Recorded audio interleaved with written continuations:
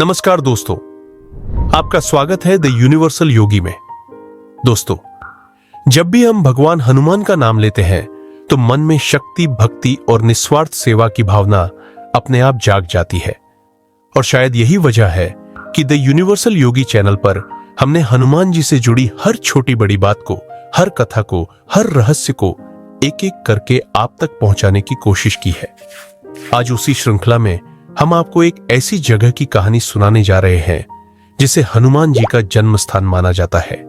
यह है अंजयनाद्री पहाड़ी। कहा जाता है कि दक्षिण भारत की यह पवित्र पहाड़ी कोई साधारण स्थान नहीं है। यह वही धरती मानी जाती है जहां भगवान हनुमान ने माता अंजना के घर जन्म लिया था। माता अंजना एक दिव्य अप्सरा थीं, जिन्हें किसी कारणवश धरती पर जन्म लेना पड़ा। उन्होंने अपना पूरा जीवन तपस्या में लगा दिया, एक ही इच्छा के साथ, भगवान शिव को अपने पुत्र रूप में पाना। अंजयनाद्री की इसी शांत और ऊंची पहाड़ी पर माता अंजना ने वर्षों तक कठिन तप किया। उनकी भक्ति इतनी गहरी थी कि कहा जाता है पूरा वातावरण ही दिव्यता से भर गया था। उनकी तपस्या से प्रसन्न होकर भगवान शिव ने उन्हें वरदान दिया कि वे स्वयं उनके पुत्र रूप में जन्म लेंगे।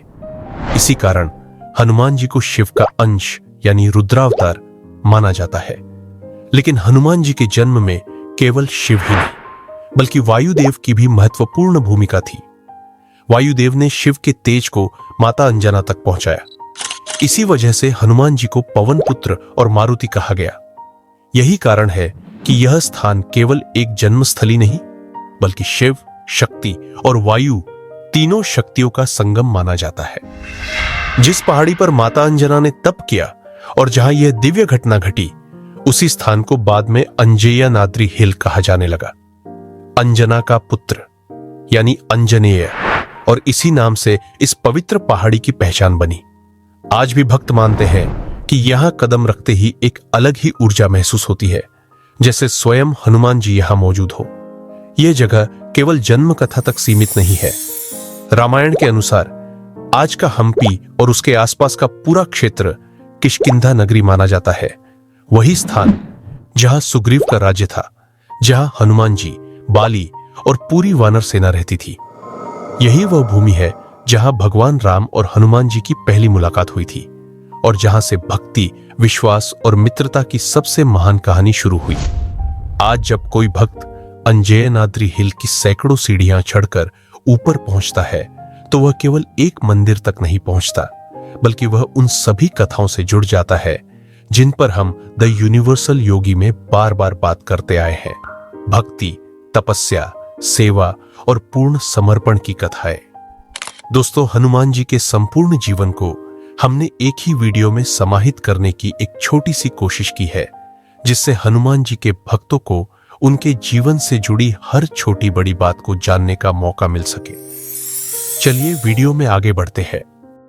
यह सच है कि किसी एक ग्रंथ में अंजयनाद्री हिल का नाम साफ साफ नहीं लिखा मिलता, लेकिन भारत की आस्था केवल ग्रंथों तक सीमित नहीं है।